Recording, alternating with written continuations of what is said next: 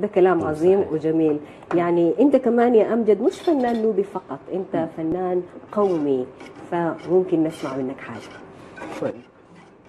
على أجنحة الفجر ترفرف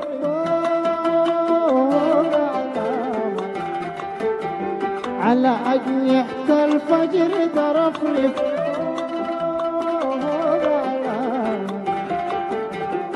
من بناتك مامك تطلع شمسها من بناتك مامك تطلع شمسها يا شعب اللهبت ثوريتك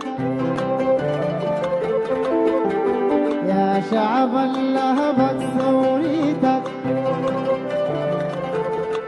انت تلقى مرادك والفينيتك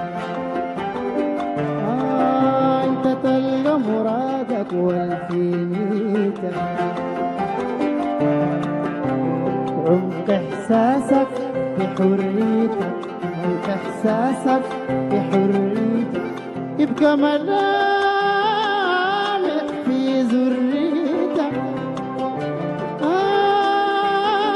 يبقى ملامح في ذريتك